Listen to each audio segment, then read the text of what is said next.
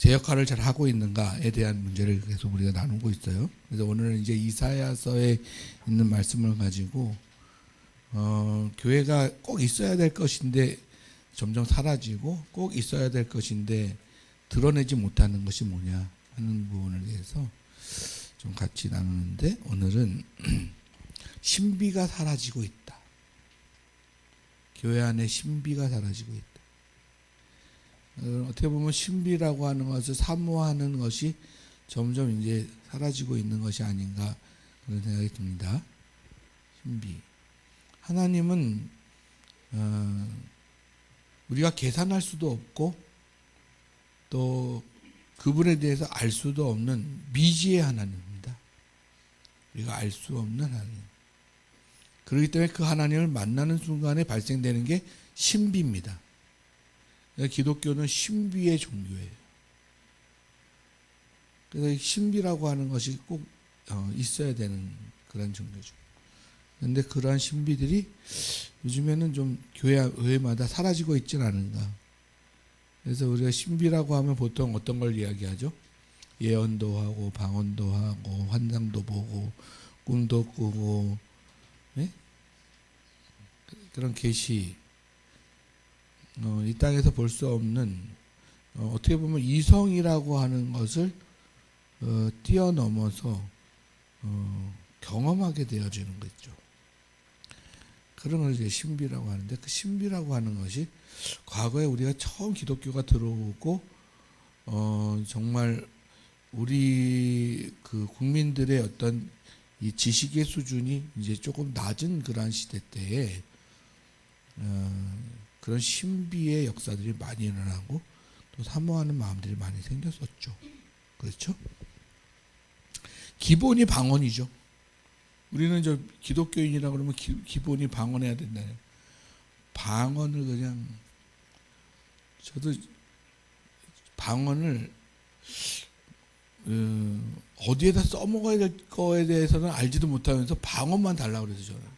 왜 그러냐면 주변에 있는 사람들이 다 방언을 하니까 나도 이번엔 방언을 좀 받아야 된다. 네? 우리는 이제 수련회 때마다 저쪽에 신비 현상이 일어나고 있어요. 네.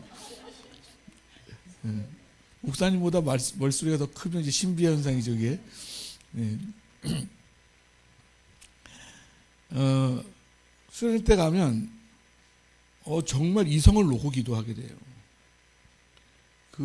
정말 그때 교육자들이 정말 열정적으로 얼마나 기도를 세게 했는지, 정신을 잡으면 기도가 안 돼요.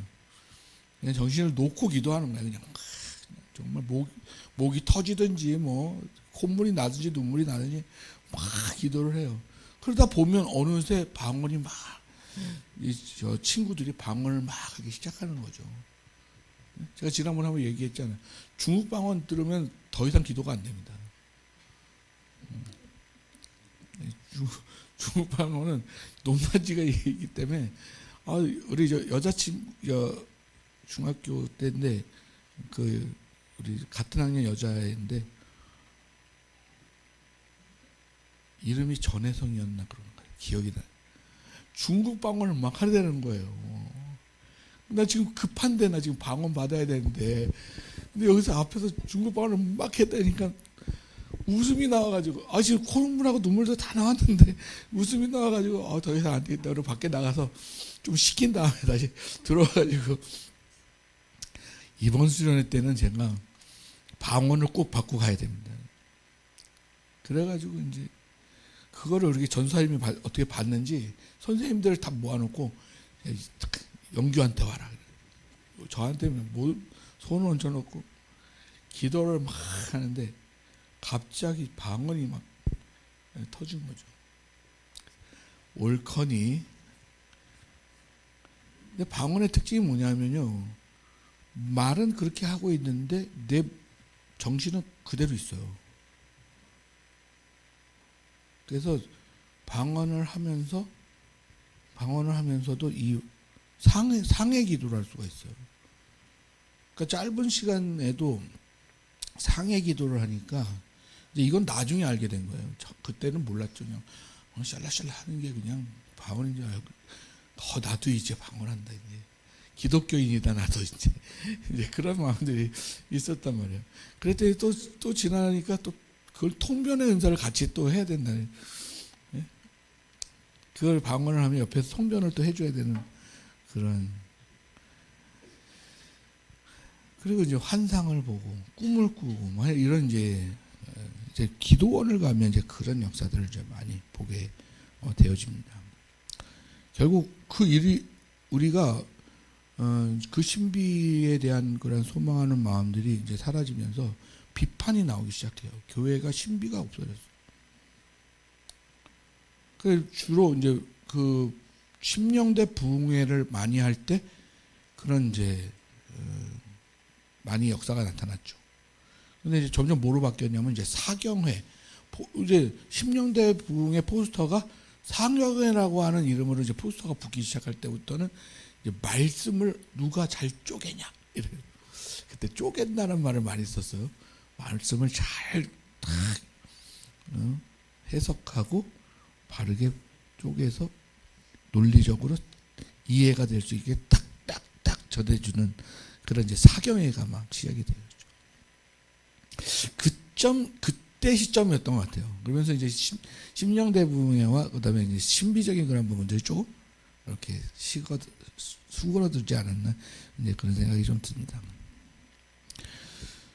그러다 보니까 오늘날 요 과도기에 있는 이제 우리들은 그것에 대해서 이제 서로가 신비가 먼저냐 말씀이 먼저냐 신비가 우선이냐 말씀이 우선이냐 무엇이 으뜸이냐 이제 그 부분을 이제 살피게 되어지는 거죠.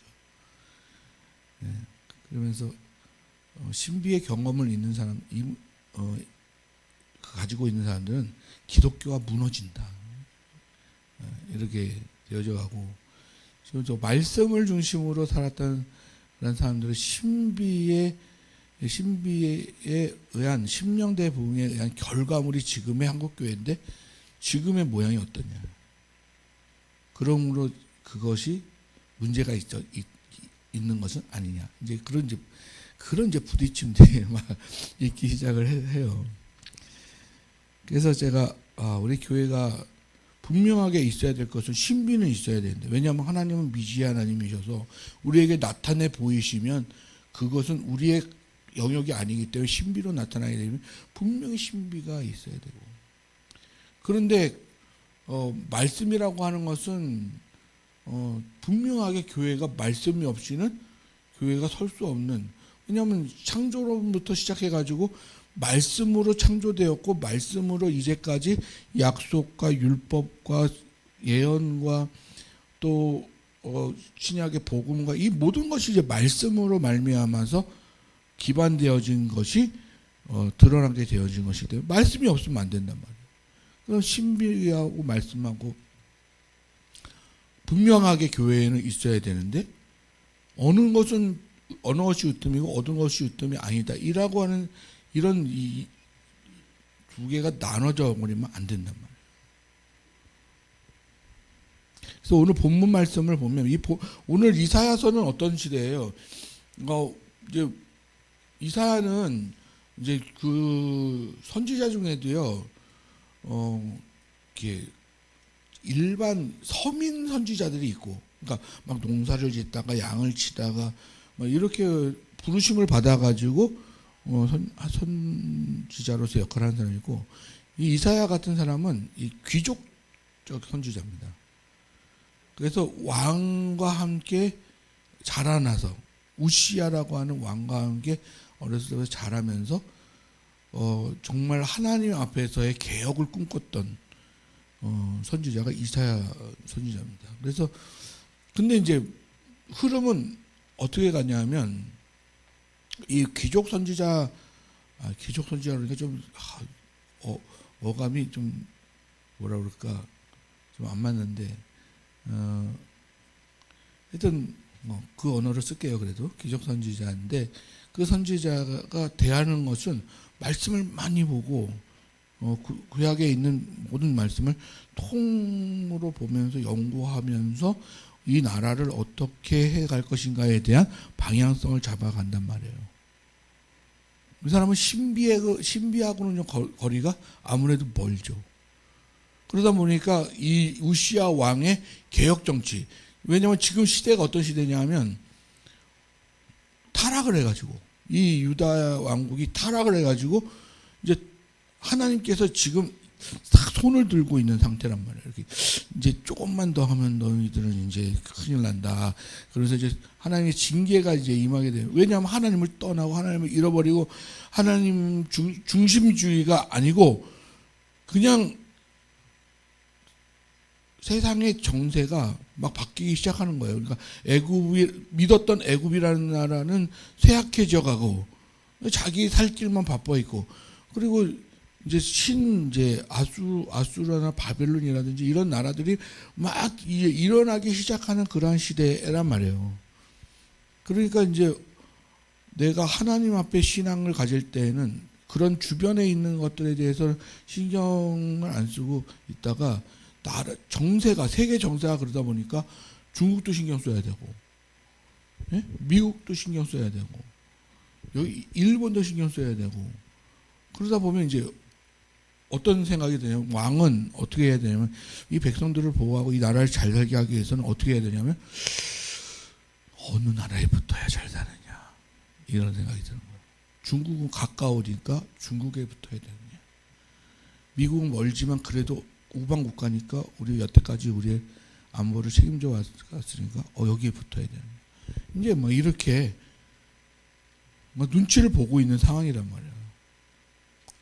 그런 상황 속에 우시야하고 이사야는 둘이서 야, 우리는 그러면 안 된다. 하나님을 봐야지. 하나님을 의지해야지.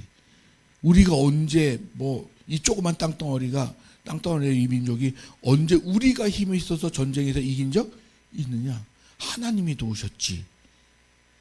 그러니까 우리는 이걸 개혁을 해야 된다. 백성들 마음을 다 하나님께로 돌아오게 해야 된다라고 하는 마음으로 이제 개혁을 합시다. 다 이제 그렇게 된 거예요. 근데 갑자기 우시야가 죽습니다. 이거 완전히 이사야로서는 이제 난리 난 거죠. 우시야가 죽어요. 그리고 오는 게 신비입니다. 갑자기 학자 같은 이사야가 하나님 말씀을 이러고 있는데 갑자기 우시야가 죽는데 이사야 6장에 보면 하나님을 만나요. 거기서 환상 속에 하나님을 보게 된단 말이에요. 글이 아니라 갑자기 신비의 하나님이 자기가 딱 오는 거예요. 자기의 지금 지식, 자기의 경험, 그다음에 이성, 어떤 전략, 지략 이런 걸로 지금 우리나라를 어떻게 살려보려고 했는데 그게 아니고 갑자기 그 모든 것이 다 구름 날개가 그냥 나타나고 하나님을 만나게 돼. 그거 아니다. 너는 벌거벗어야 돼. 나 하나님만 바라봐. 그리고 나서 이사야가 거기서 깨지게 되죠. 그리고는 평생 60년 동안을 하나님 앞에 사역하면서 순교하기 전까지는 하나님의 그 뜻을 쫓아서 살아요. 그러면 자기의 것을 부인하는 현장이 일어나잖아요. 그럼 이사야를 봤을 때는 어떤 게 더 으뜸해요? 신비가 더 으뜸이잖아요. 그렇지만 또 다른 선지자들에게 있어서는 또 말씀으로, 대체적으로 하나님이 좀 죄송합니다만은 하나님 좀 개구장이시지 않나. 신비적인 사람들한테는 조금 말씀 중심으로 가고 다시 변화시키시고, 또 말씀 중심적인 사람은 신비적인 사람으로 이렇게 바꾸시는데 그건 아무래도 네 기질이 아니야. 내가 쓰는 것은 네 기질이 아니야. 나의 것으로만 되어지는 거야. 이렇게 얘기하는 거예요. 그러면서 오늘 말씀을 다시 한번 읽으면 어떻게 나오냐면 이래요. 야, 비가 하늘에 비와 눈이 내리잖아. 그러면 그것이 내려서 그냥 무의미하게 비와 눈이 내리는 게 아니야. 그 비와 눈은 할 일이 있어. 내가 명령한 것이 있는데 땅에 내려와서 그 땅에 싹이 돋게 하고, 그리고 나무가 자라게 하고 열매를 맺게 하고, 그래서 그것을 수확하게 하고, 그래서 먹거리를 사람들에게 나누어 주는 것까지의 눈과 비의 역할이 끝나야지 내가 보내준 눈과 비가 다시 내게로 돌아온다. 이와 같이 뭐라 그래요? 내가 한 말도 그냥 목적 없이 되어지는 말은 하나도 없다. 분명하게 던져졌으면 그 말씀의 목적을 이루는 데에까지 쓰이다가 다시 내게로 돌아오는 거야. 그러니까 우리가 교회 안에서 일하는 거 있잖아요. 그러니까 축소해서 얘기할게요. 교회 안에서 일하는 것은 하나도 내가 하는 것 같지만 내가 하는 것이 아니라는 거예요. 여러분은 말씀으로 거듭난 사람들이에요. 하나님 예수 그리스도가 말씀으로 계시니라.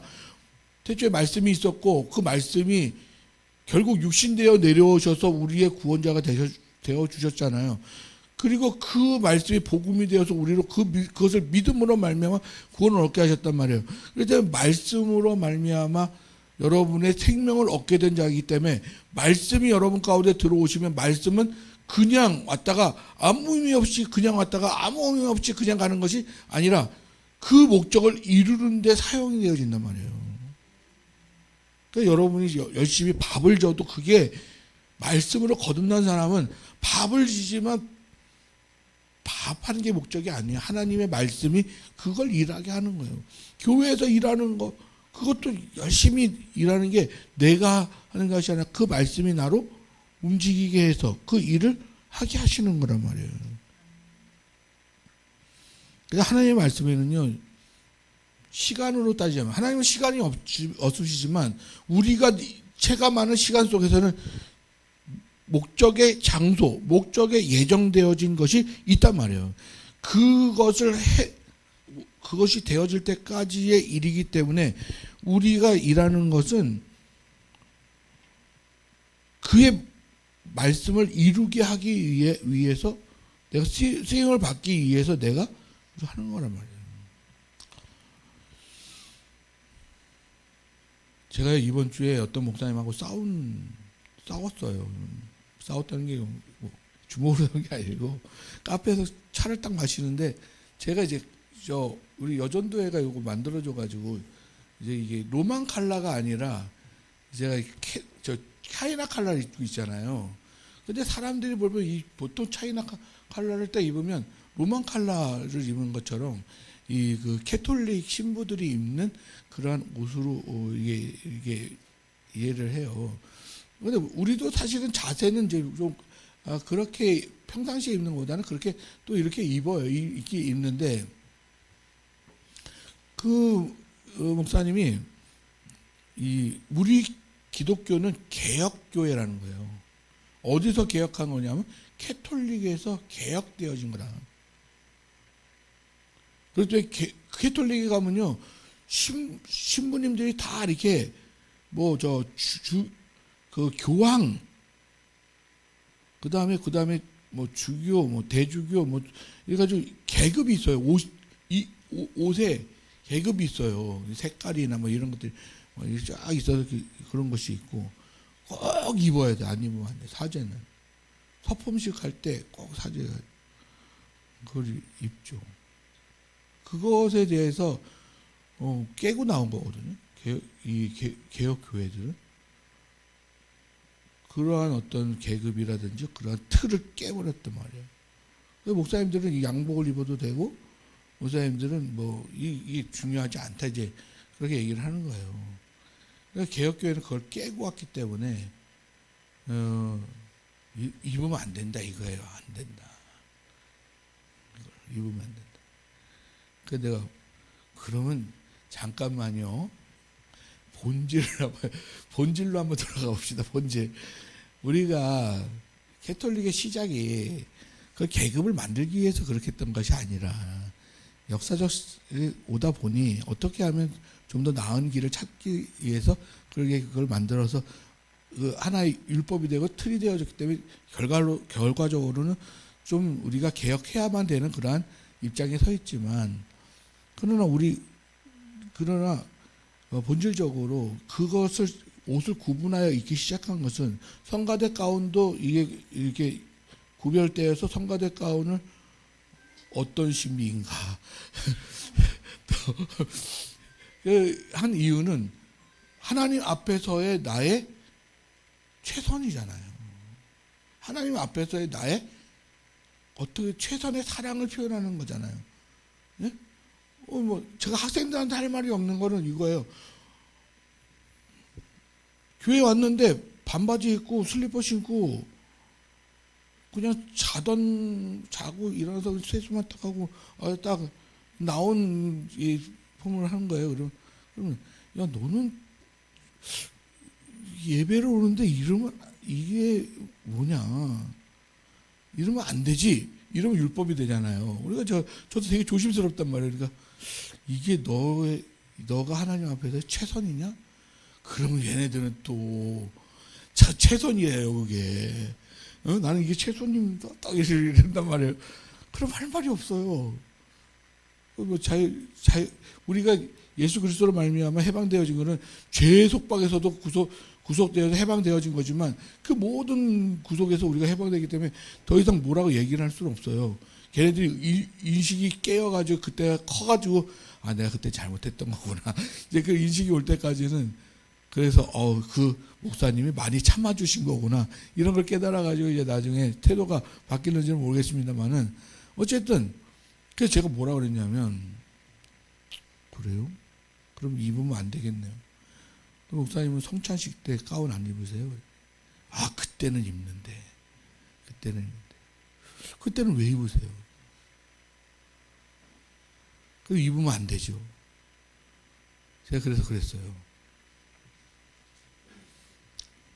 개혁교회가 다시 캐톨릭화 되었습니다. 이랬어요.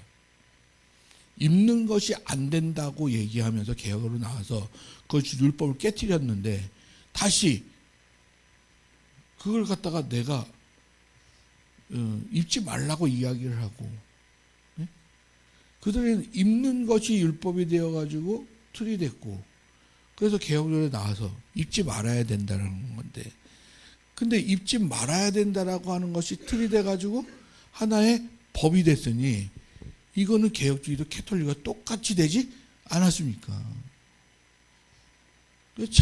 그 자유로운 그런 하나님 앞에 해방된 영혼들이 하나님 앞에 어떻게 하면 최선을 경건의 훈련은 약간의 유익은 있습니다만은 그것이 완전한 유익은 아닙니다. 우리가요 신비도 마찬가지입니다. 여러분 주변에 신비가 없으면 여러분은 살 수가 없어요. 늘 내가 생각하는 대로 내가 계산하는 대로 내가 원하는 모양대로 되든가요? 그렇지 않잖아요. 우리가 이 세상은 알 수 없는 미지의 세계를 한 걸음 한 걸음씩 나가는 거기 때문에 그 신비라고 하는 것이 매일매일의 신비가 있어요. 그 중에 특별한 사건이 나 같은 죄인이 구원을 얻어서 천국 백성이 되어진 것, 존재가 변해서 죄인이라는 존재가 변해서 의로운 자가 되어진 것, 이건 특별하고 큰 신비죠. 이거보다 더 큰 신비가 없죠. 홍해를 가르는 신비도 있겠고, 반석에서 물이 나오게 하는 신비도 있고, 안진뱅이가 일어나고 죽은 자가 다 있겠죠. 그러나 그 중에서 가장 본질적인 건 뭐냐면 그걸 왜 보여주시나요? 왜 신비를 그렇게 보여주셔야 되느냐 이거예요. 당신이 나타내야 되겠는데 인식이 낮은 가르쳐서 10년 배워야 될 거를 10년 배워야 딱 인식이 들어오는 어떤 그런 것을 지금 급박한데 지금 당장 보여줘야 되는데 나를 나타내 보여야 되는데 그럼 어떻게 나타내겠냐? 지금은 안 그렇지만 옛날 어르신들은 농사만 지으시다 보니까 글을 몰라요. 거듭나야 되는데 하나님을 만나서 하나님을 만난 그 기쁨을 알아야 되는데 어쩔 수 없어요. 갑자기 성령이 임해가지고 꿈속에 하나님께서 임하셔가지고 하나님 만나주셔가지고 만져주셔가지고 그거 하나님을 만났다라고 하는 12조 체험을 하게 해야만 되는 거예요. 계산으로 되는 게 아니라. 그 누가 하나님을 못 만났다고 그 얘기할 거예요. 그게 신학으로 그렇게 얘기한다고 되겠어요? 말씀에 어디 그런 게 있어요? 그런 게 없잖아요. 하나님을 만난 신비를 가지고 있는 거잖아요. 또 반대로 말씀이라고 하는 것은 늘 우리 가운데 말씀으로 계시죠. 그 말씀이라고 하는 것이 잘못됐다고, 말씀이 있는 것이 잘못됐다고 할 수는 없잖아요. 또 말씀을 많이 알고 말씀을 많이 연구하고 말씀을 많이 대해서 말씀의 지식이 넓어져 가는 그것을 통해서 하나님께서 역사하시는 그 역사도 있잖아요. 교회는 그것이 계속 두 가지가 다 되어져 가야 되는 거예요. 그런데 어느 것 하나 그것이 교회가 빠져서는 안 될 거란 말이에요. 두 가지는 다 유지가 되어지는 그러한 것이어야 된다라고 하는 거예요. 그러니까 우리는 기독교가 이제 어떻게 돼 버렸냐면 그러다 보니까 너는 좌파고 나는 우파고 뭐 이런 싸움을 하다 보니까 이 신비라고 하는 걸 주장하는 사람들은 무조건 말씀주의는 이성주의라고 해서 막 에휴 저 기도를 안 해서 그래. 제가 제일 많이 듣는 소리예요. 박 목사는 기도를 안 해가지고 목소리가 저렇게 작고 속으로 기어 들어가고 막 기도를 안 해서 그랬다고. 아이고 주여. 네. 제가 기도를 안 해서 그렇습니다. 그래가지고 그 신비의 경험을 주체로 두고 있는 사람들은 그 신비에 빠져가지고 신비주의가 돼버려요. 신비주의. 그 신비 자체가 하나님이 돼버린 거예요. 신비 자체. 그럼 어떤 현상이 일어나냐 하면 범신론에 빠져요. 관념적 범신론. 그래서 모든 우리 교회가 신비가 있어야 돼. 안 그러면 하나님이 없어. 이런 데 빠져버려요.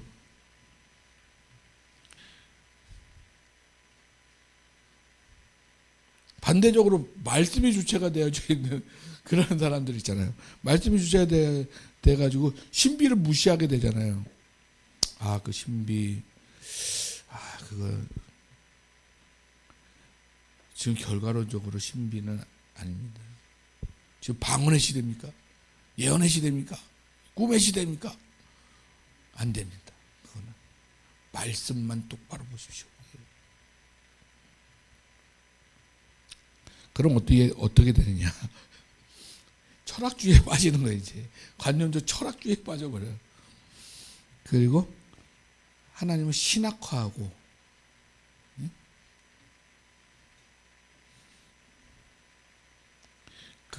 우리는 이제 조직신학이라고 하는데 언어적 조직신학에 빠져버려요. 성경을 갖다가 다 문자로만 해석해요. 무조건 7일 그러면 꼭 7일이어야 되는 거예요. 그런 이제 관념적, 철학적, 신학적 교의 조직신학 쪽으로 빠지게 되어지죠. 그래서 이 신비와 말씀이 두 가지가 다 존속을 해야 되는 그러한 교회가 되어줘야 되는 거예요. 신비가 늘 있어야 돼요. 방언하셔야 돼요, 여러분. 꿈도 꾸셔야 되고, 예언도 하셔야 되고, 하셔야 된다고. 그 대신에 신비가 말씀으로 해석이 되어져야 하고, 말씀이 신비로 증명이 되어져야 돼. 네? 말씀으로 이게 복음으로 다져진 그러한 사람들이 갑자기 신비 하나로 그것을 다 설명할 수가 있어요. 내가 만난 신비의 하나님을 말씀의 역사적인 말씀의 그 내용으로 설명을 해야 되는 거예요. 자, 우리 어렸을 때 있잖아요. 어렸을 때 많이 경험한 그러한 것들이 이제 특히 이제 말을 못하는 그러한 때는 표현을 주로 이렇게 잘 그 부모들이 그걸 뭐라고 얘기하는지 듣지를 못하잖아요. 그럴 때는 이제 그 패턴이라든지 그 나타나는 어떤 현상을 보면서 그 이야기하는 걸 들어야 되는, 말로 설명을 못하는 그럴 때가 있다고요. 그리고 나서 이제 성경에서의 인물들을 이렇게 보면, 성경에 신비로서 하나님의 말씀을 나타내 보이는 것이 나중에 그것이 말씀으로 드러나게 되고, 또 말씀으로 이렇게 전했던 것이 나중에 신비로 또 완성해가는 그러한 모습으로 드러나기도 해요. 성경의 인물들을 보면. 그러니까 모든 신비를 나타낼 때 그 신비를 나타내는 목적, 말씀을 하시는 그러한 목적에 대해서 분명하게 우리가 분명하게 알아야 될 게 뭐냐면, 무엇보다 중요한 게 신비 그 자체가 중요하고, 그 말씀 그 자체 말씀하는 것 그 자체의 내용이 중요한 게 아니라, 그것을 아까 얘기한 것처럼 비와 눈을 주실 때에 그 하나님의 뜻을 이루기 위하여서 주신 그 분명한 그 목적에 맞는 것이어야 된다는 거예요. 그러니까 내가 내 신비가 하나님 앞에 쓰임을 받는 거냐, 지금 알고 있는 말씀이 정말 하나님의 그 목적을 이루기 위한 쓰임을 받기 위해서 지금 나타낸 그런 말씀이냐, 이게 중요한 거지 신비 그 자체가 중요하진 않아요. 왜냐하면 신비는요, 모든 일상에 다 신비예요. 신비. 여러분 주변에 신비가 그냥 다 두드러지게 드러나 있어요. 말씀도 마찬가지고. 지금 말씀이 오늘 본문의 본문 말씀 중에, 자, 어느 때의 말씀, 그 말씀이 나오죠. 6절에 보면 너희는 여호와를 만날 만한 때에 찾으라, 가까이 계실 때에 그를 부르라. 지금 우리에게 있어서는 지금 가까이 만날 만한 때, 가까이 계실 때란 말이에요. 충만한 신비와 충만한 말씀이 있는 때란 말이에요. 근데 그것을 가지고 좌판이 우판이 이렇게 나누면 안 되고, 분명하게 그것이 있어야 돼. 교회에. 우리 교회가 뭐 부흥이 되어진 게 숫자가 많아지는 게 아니고 재정적으로 충만해지는 그런 부흥이 아니라, 정말 하나님께서 뜻에 의해서 보내진 교회냐, 하나님의 뜻을 이루기 위해서 지금 비와 눈과 같이 쓰임을 받고 있는 교회냐라고 하는 이것을 하고 있는 부흥된 교회, 이 교회이냐라고 하는 것은